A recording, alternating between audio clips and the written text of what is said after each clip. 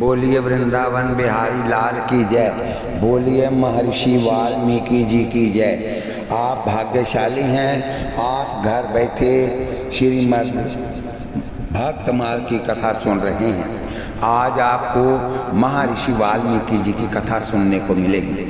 प्रियदास जी नाभा जी के हृदय भाव को व्यक्त करते हुए कहते हैं कि यहो, यदि मुझे बार बार जन्म लेकर संसार में आना पड़े तो इसकी मुझे कुछ भी चिंता नहीं। बोलिए वृंदावन बिहारी लाल की जय।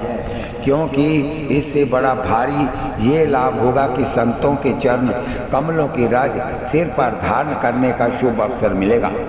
प्राचीर बरही आदि भक्तों की कथाएं पुराण इतिहासों में वर्णित हैं, परंतु महर्षि वाल्मीकि और शवपच भक्त वाल्मीकि दो हुए हैं। एक महर्षि वाल्मीकि और दूसरे शवपच भक्त वाल्मीकि।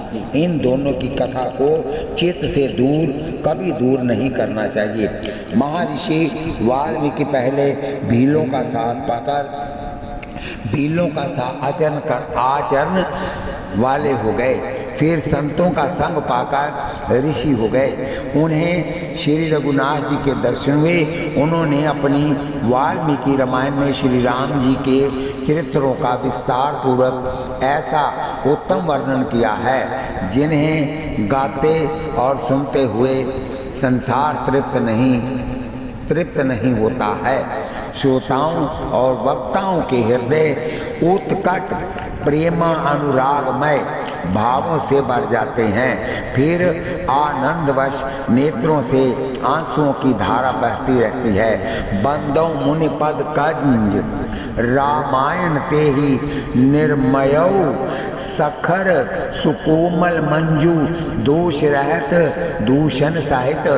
श्रीमद् भागवत महापुराण के अनुसार ये परचेता ऋषि के पुत्र थे, अतः इनको परचेतस भी कहा जाता है। बोलिए वृंदावन बिहारी लाल की जय। बंगला भाषा के कृतिवास रामायण के अनुसार ये अंगिरा गोत्र में उत्पन्न एक ब्राह्मण थे। नाम था रत्नाकर। बालपने से ही किरातों के कुसंग में पढ़कर ये किरात ही हो गए थे। ब्राह्मण तव नष्ट हो गया था। सदा शूद्रों का साचार करने लगे। शूद्र स्त्री से इनके बहुत ही संतान हुई। सहज रीति से परिवार का पालन पोषण न होते देख इन्होंने लूट मार का रास्ता अपनाया। नित्य ही धनुष बाण लिए वन में जीवों का घात करते रहते थे। जो भी यात्री वन पथ से निकलता उसे बिना कुछ सोचे समझे मार डालते थे और उसके पास जो कुछ भी मिलता उससे परिवार का पालन करते। ये मार्ग यात्रियों के लिए मौत की घाटी बन गया था। वर्णन आया है कि इन्होंने इतनी हत्याएं की थी कि उसमें जो द्विजाति थे उनके केवल यज्ञोपवीत 7.5 बैलगाड़ी एकत्रित हो गए थे। जीवों का ये महान संकट सप्त ऋषियों से देखा नहीं गया। बोलिए वृंदावन बिहारी लाल की जय। जैसा खाइए अन्न वैसा बने मन, जैसा पिए बानी वैसी बने बानी। हम जिनके साथ रहते हैं, बैठते उठते हैं, उनके अवगुण चाहे वो कोई भी हो, ऋषि हो, महात्मा हो, संत हो, उसके अंदर आ जाते हैं और उन्हें वो काम फिर मजबूर कर देता है कि ये करना ही है। ये किसी के बस की बात नहीं है। और अगर यही आगे जाकर भगवान की भक्ति करते थे, उनका संग छोड़ देता है कोई इंसान बुरे इंसानों का, बुरे लोगों का, तो फिर वो भक्त ही बन जाता है। वह परमानित मात्र को इस घोर विपत्ति से बचाने के लिए, इसके ऊपर भी अनुग्रह करने के लिए उसी रास्ते से निकले। कौन? सप्त ऋषि। जिस गौर वन में इनका अड्डा था, कहीं कहीं देव ऋषि नारद का आना वर्णन किया गया है। श्री कश्यप, अत्रि, भारद्वाज, वशिष्ठ, गौतम, विश्वामित्र और जमदग्नि इस परम तेजस्वी सप्त ऋषि मंडल को आते हुए देख कर ये खड़े रहो ऐसा कहते हुए दौड़ पड़े। परंतु उन परम समर्थ ऋषियों को इनसे ना तो भय हुआ और ना इन पर किंचित क्रोधहीन, बल्कि सहज स्वभाव से कोमल चित्त उन संतों को इस माया मोहित जीव पर दया आई भगवान की कृपा से, और इन्हें देखकर पूछे, द्विजाधम तुम क्यों दौड़ रहा है? तू क्यों दौड़ रहा है? क्या चाहता है? हम लोगों ने तो तुम्हारा कुछ बिगाड़ा भी नहीं है, फिर हम निरपराधों पर शास्त्राघात से तुम्हारा कौन सा प्रयोजन सिद्ध हो सकता है? इन्होंने कहा कि मेरे पुत्र स्त्री आदि बहुत हैं, वह भूखे हैं, इसलिए आप लोगों के वस्त्र आदि लेने आ रहा हूँ। ऋषिगण विकल नहीं हुए, किंतु प्रसन्न मन से बोले कि तू घर जाकर पहले ये तो पूछ आ कि जो पाप तूने बटोरे हैं इसको वे लोग भी बटावेंगे कि नहीं। ये मेरे पाप मेरे घर के मेंबर जितने भी हैं ये मेरे पाप बिटाएंगे कि नहीं? मेरे साथ इनका पापों का सहज प्रकार झेल सकते हैं कि नहीं? उन्होंने सहज उत्तर दिया, ये कैसे हो सकता है कि जो मेरे पाप के कमाए धन से सुख भोगते हैं वह मेरे पाप के फल में भाग ना लेंगे, अर्थात भाग तो लेंगे ही। ऋषियों ने कहा, भोले ब्राह्मण, एक बार तुम हम लोगों के कहने से पूछ तो ले, और यदि तुम्हें ये संदेह हो कि ये लोग भाग जाएंगे तो हम लोगों को वृक्षों में कस कर बांध दो। इन्होंने ऐसा ही किया। घर जाकर पिता, माता, स्त्री, पुत्र आदि सब से एक एक करके पूछा कि आप मेरे पाप के भागी बनेंगे, परंतु हर एक ने यही उत्तर दिया कि हम तुम्हारे पाप के भागी नहीं, वह पाप आप कर रहे हैं, हम नहीं कर रहे हैं। आपका काम है जैसे मर्जी इस परिवार का पालन करिए, तो सब लोगों तुम लोग ही लगेगा, ये पाप तो सब तुझको ही लगेगा, हम लोग तो केवल फल को ही भोगने वाले हैं। कुटुंबियों के ऐसे कोरे जवाब को सुनकर इनके मन में बड़ा खेद हुआ और गुलानी हुई कि जिनके लिए मैंने इतना पाप किया वह केवल स्वार्थ के साथ ही निकले। तभी तो श्री अग्रदास जी कहते हैं कि फिर तो इनके मन में संसार में वैराग्य हो गया। बोलिए वृंदावन बिहारी लाल की जय।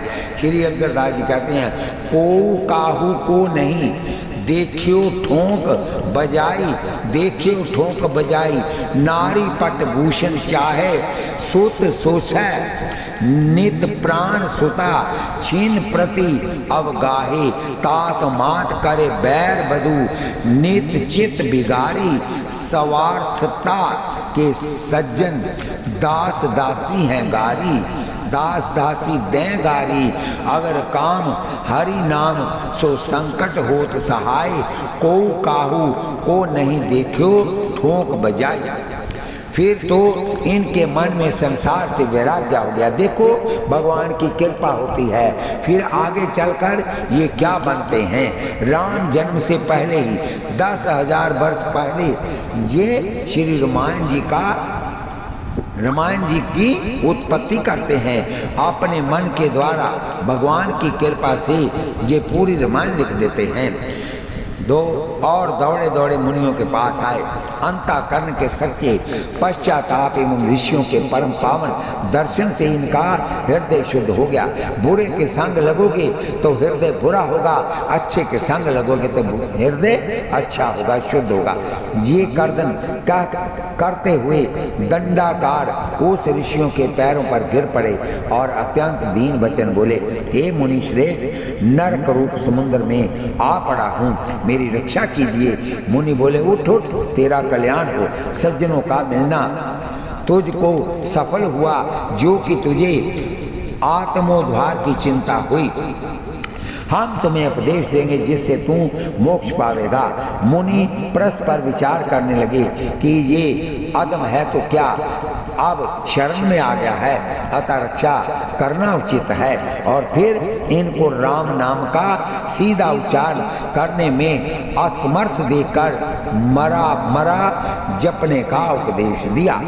श्री तुलसीदास जी ने भी लिखा, राम बिहारी मरा जपते, बिगड़ी सुधरी कभी कोकिल हूँ की, उल्टा नाम जपत जग जाना, वाल्मीकि भय ब्रह्म समाना।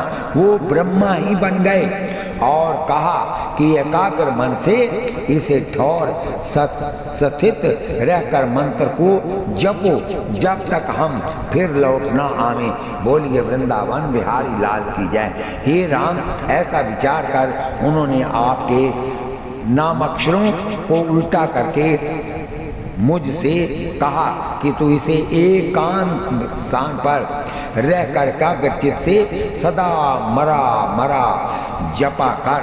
मरा मरा 2 बार कहने से उसमें 1 बार राम बन ही जाता है। इसी को कहते हैं राम नाम का गिद्दा, चाहे पुट्ठा ते चाहे सिद्धा। इन्होंने ऐसा ही किया, नाम में तदाकार हो गए, देह शुद्धि भूल गई। दीमकों ने देह पर मिट्टी का ढेर लगा दिया, जिससे वह बांबी हो गई।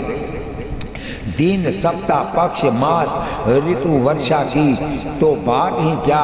इस प्रकार नामानुराग निमग्न इनको 1000 युग बीत गए। 1000 युग पर इन्होंने तपस्या की, ना पानी पिया, ना भूख लगी, ना प्यास। ऋषि फिर आए और बोले कि बांबी से निकल। ये मुनियों के वचन सुनते ही निकल आए। उस समय मुनि बोले कि अब तू मुनि वाल्मीकि नामक मुनीश्वर है, क्योंकि तेरा ये जन्म वाल्मीकि से हुआ है। तभी वाल्मीकि जो बांबी बनती है उसे वाल्मीकि कहा जाता है, इसलिए इनका नाम वाल्मीकि पड़ा। तभी तो श्री प्रियादास जी कहते हैं कि श्री वाल्मीकि जी का ये प्रसंग कुसंग से हानि एवं सुसंग से लाभ का ज्वलंत उदाहरण है। श्री रामचरितमानस में तुलसीदास ने कुसंग और सुसंग का बड़ा ही हृदयग्राही वर्णन किया है। हानि कुसंग सुसंग लाहू, लोकों वेद विदत सब काहू। गगन चढ़ई रज पवन प्रसंगा, कीचहि मिलई नीच जल संगा। साधु साधु सदन सुख सारी, सोमरहि राम देही गणगारी। धूम कुसंगति कारिक होई, लिखित पुराण मंजू मसी सोई। सोई जल अनल अनिल संघाता, तेई जल्द जग जीवन दाता। बोलिए वृंदावन बिहारी लाल की जय, सियावर रामचंद्र की जय।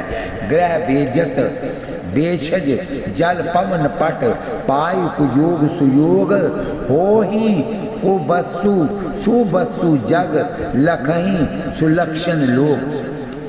स्कंद पुराण वैष्णव खंड वैशाख मास महात्मा में श्री वाल्मीकि जी की कथा इस प्रकार है कि ये पूर्व जन्म में व्याध थे।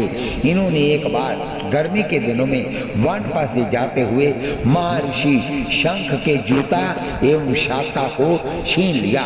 ऊपर सूर्य का प्रचंड ताप, नीचे पहाड़ी भूमि अत्यंत तप्त हो रही थी।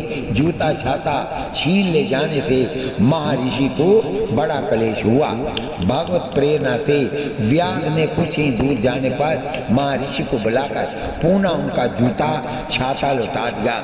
इससे महर्षि शंख ने प्रसन्न होकर दया करके इनको वैशाख महात्म्य बताकर ये उपदेश दिया कि तुम निरंतर श्री राम नाम का जप करो और आजीवन वैशाख मास के जो धर्म है इसका आचरण करो।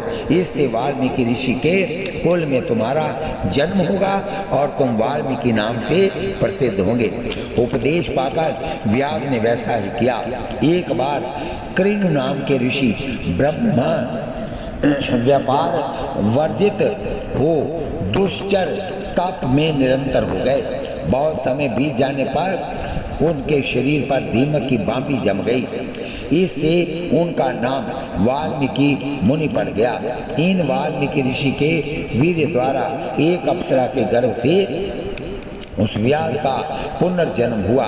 इससे उसका नाम वाल्मीकि हुआ। भगवान नाम में इनका परमानुराग था।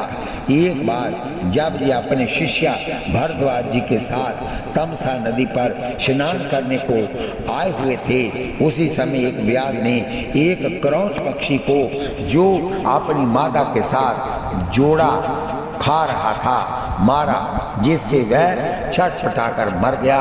मादा करुण स्वर से चिल्लाने लगी। ये दृश्य देखकर सब भावता परम करुण ब्रह्म ऋषि ने ये बड़ा अधर्म हुआ है ऐसा निश्चय करके रोती हुई क्रौंची की ओर देखते हुए निषाद से इस प्रकार से कहा, बोलिए वृंदावन बिहारी लाल की जय, बोलिए लाडली लाल की जय, बोलिए जुगल सरकार की। निषाद, तुझे नित्य निरंतर कभी भी शांति न मिले, क्योंकि तुम इस क्रौंच के जोड़े में से एक ही जो काम से मोहित हो रहा था, बिना किसी अपराध के ही हत्या कर डाली। तदंतर ऋषि का ध्यान जब अपने कथन पर गया तो उन्हें ये ज्ञात हुआ कि शोक पीड़ित हुए मेरे मुख से जो वाक्य निकल पड़ा है वह 4 चरणों में आबद्ध श्लोक रूप है। शिष्या के साथ आश्रम में पहुंचकर धर्मज्ञ ऋषि वाल्मीकि जी आसन पर बैठकर दूसरी बातें करने लगे, परंतु उनका ध्यान उस श्लोक की ओर ही लगा था। इतने में ही जगत पिता ब्रह्मा जी मुनीश्वर वाल्मीकि जी से मिलने स्वयं उनके आश्रम पर आए। स्वागत सत्कारोपरांत ब्रह्मा उनकी मना स्थिति को समझकर हंसते हुए बोले, मुनिवर, तुम्हें मुंह से निकला हुआ ये छंदोबद्ध वाक्य श्लोक रूप ही होगा। मेरे संकल्प अथवा प्रेरणा से ही तुम्हारे मुंह से ऐसी वाणी निकली है। अब तुम श्री राम के संपूर्ण चरित्र का वर्णन करो। श्री राम के जो गुप्त या प्रकट वृत्तांत है वह सब ज्ञात होने पर भी तुम्हें ज्ञात हो जाएंगे। इस काव्य में अंकित तुम्हारी कोई भी बात झूठी नहीं होगी, इसलिए तुम श्री राम चरित्र गाओ। ऐसा कहकर भगवान ब्रह्मा जी वहीं अंतर्धान हो गए। महर्षि वाल्मीकि जी ने देव ऋषि नारद के मुख से श्री राम कथा का श्रवण किया था। इधर ब्रह्मा जी के वरदान से भी इन्हें संपूर्ण गुप्त प्रकट चरित्र करा मलकवत दिखने लगे। फिर तो उन उदार दृष्टि वाले परम यशस्वी महर्षि वाल्मीकि जी ने भगवान श्री रामचंद्र जी के चरित्र को लेकर करोड़ों श्लोकों से युक्त रामायण महाकाव्य की रचना की।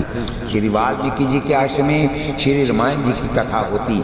त्रैलोक्य के कथा अमृत रसास्वादन कुशल रसिक महानुभाव सुनने के लिए आते।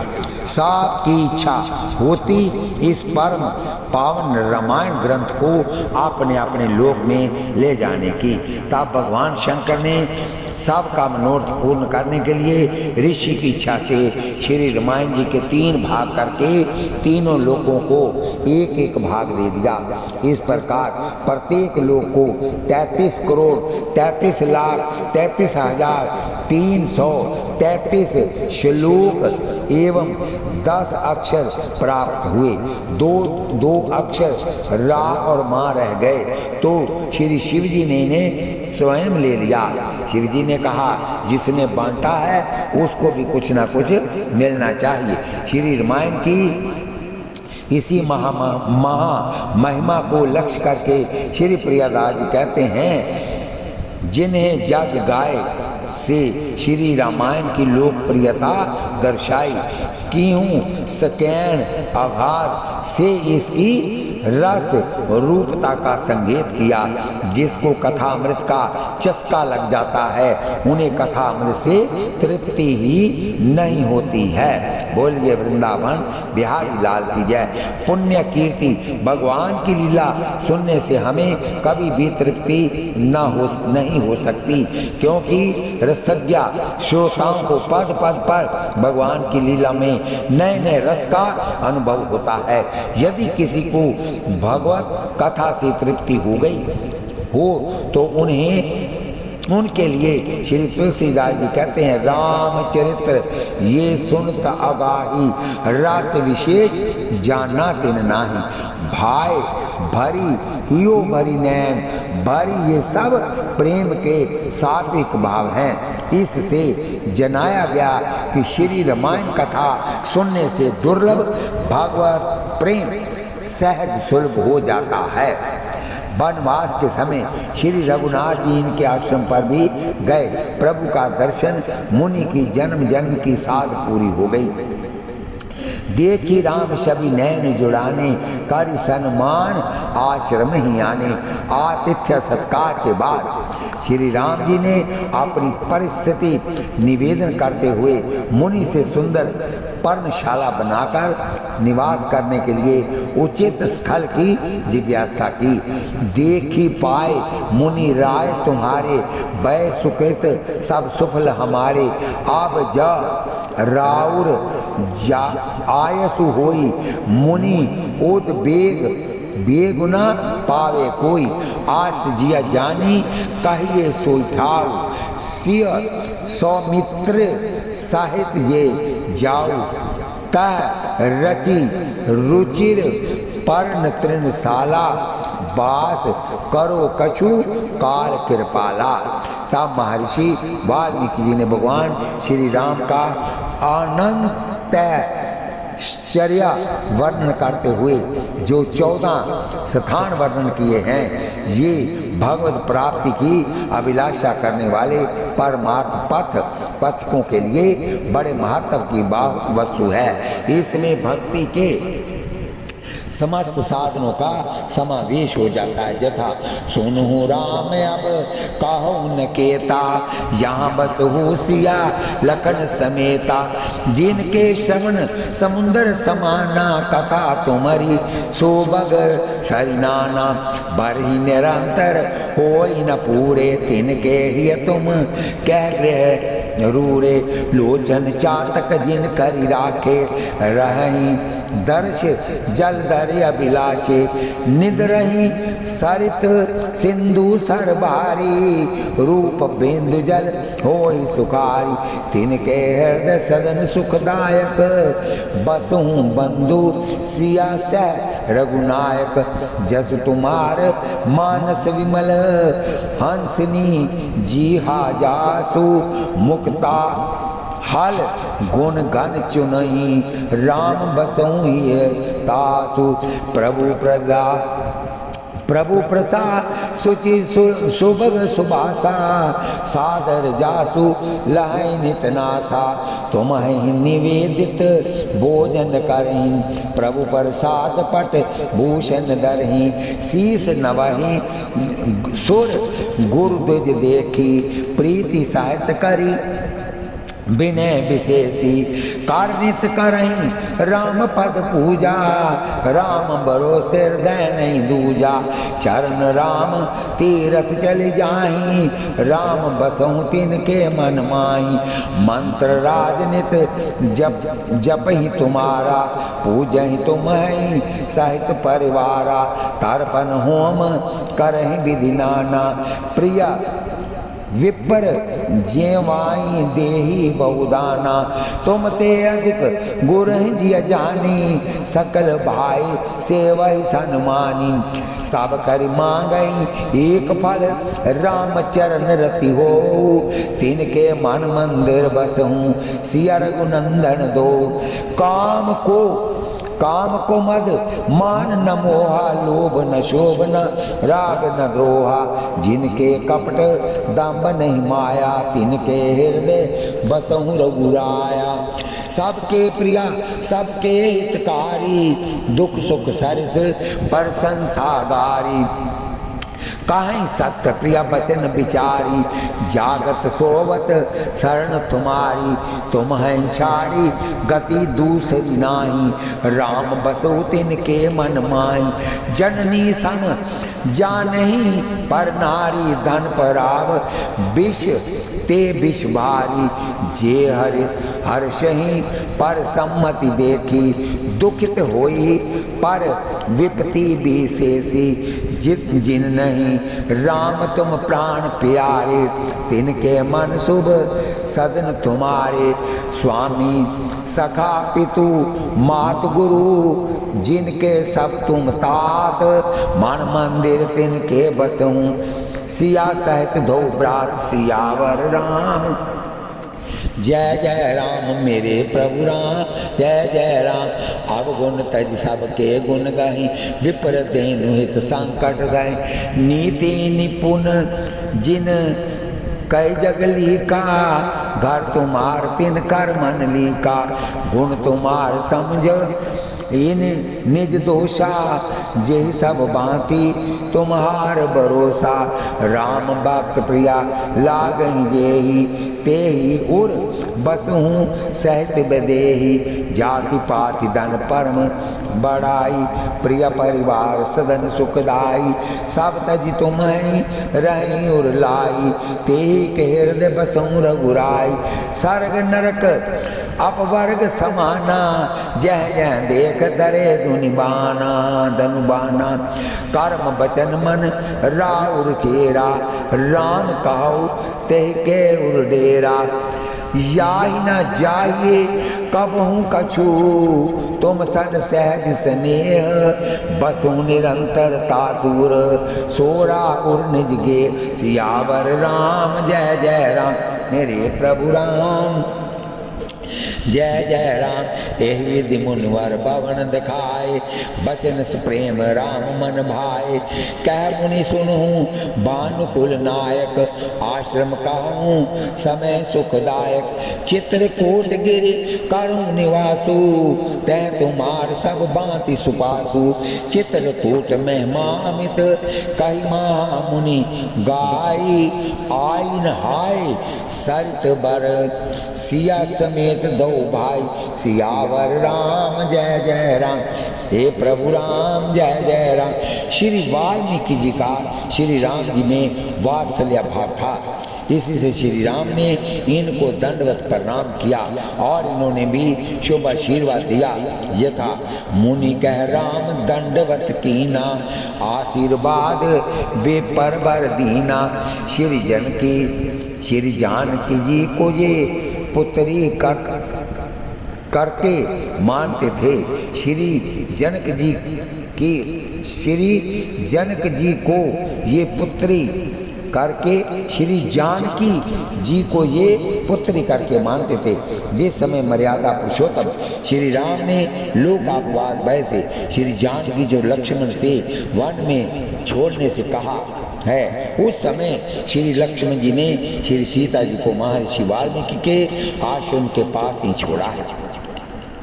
जब महर्षि परवर को इस बात का पता लगा तो वह उस स्थान पर दौड़े हुए आए। यहाँ मिथिलेश राजकुमारी सीता विराजमान थी और आकर शोक के भार से पीड़ित हुई सीता को सांत्वना देते हुए मधुर वाणी से बोले, बेटी आपने मन में ये समझ कर कि मैं अपने पिता के घर आई हूँ, किसी प्रकार का शोक न कर, कल्याणी तुझे शीघ्र ही आनंद मंगल प्राप्त होने वाला है। महर्षि के इन वात्सल्य पूरी प्यार भरे वचनों से जानकी जी को बड़ा संतोष हुआ। वह आश्रम में रहने लगी। श्री लव कुश जी का जन्म एवं जात कर्म आदि संस्कार सब ऋषि आश्रम में हुआ। श्री वाल्मीकि जी ने लव कुश को रामायण रहस्य एवं गान की शिक्षा के साथ साथ अस्त्र शास्त्रों की भी समुचित शिक्षा दी।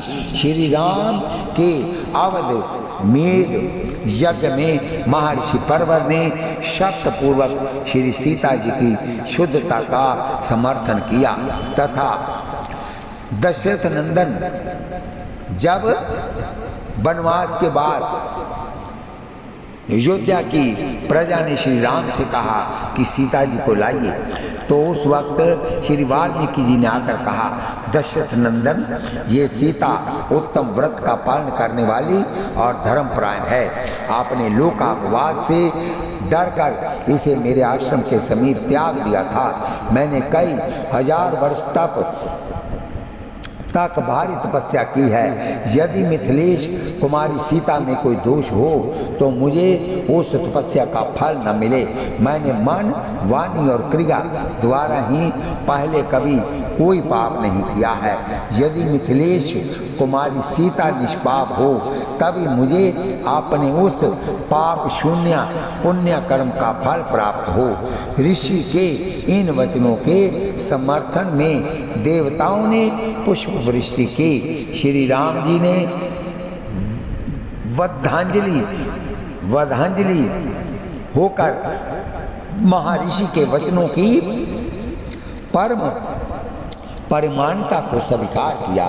आप सदा भगवान श्री राम के नाम गुणगान में निमग्न रहते हैं। भगवान के नाम प्रताप को आपने अच्छी तरह जाना है। जान आदि कवि नाम प्रतापो भय शुद्ध करी उल्टा जापू। बोलिए सियावर रामचंद्र महाराज की जय। इस कथा को हम यहीं पर विश्राम देते हैं और कल आपको शवपच भक्त श्री वाल्मीकि जी की कथा सुनाएंगे। आप कथा सुनते वक्त हाथ में माला लीजिए, जीवा से नाम जपिए, आंखों से दर्शन कीजिए और कानों से कथा सुनिए। एक पंथ चार काज हो गए। बोलिए वृंदावन बिहारी लाल की जय। बोलिए जुगल सरकार की जय। श्री कृष्ण गोविंद हरे मुरारे हे नाथ नारायण वासुदेव। बोलिए आप इसको सब्सक्राइब, लाइक, शेयर कीजिए। इससे हमारी थोड़ी सी मदद हो जाएगी और आपका आशीर्वाद भी हमको मिल जाएगा। बोलिए वृंदावन बिहारी लाल की जय। बोलिए वाल्मीकि भगवान की जय। बोलिए जुगल सरकार की जय। बोलिए सियावर रामचंद्र महाराज की जय।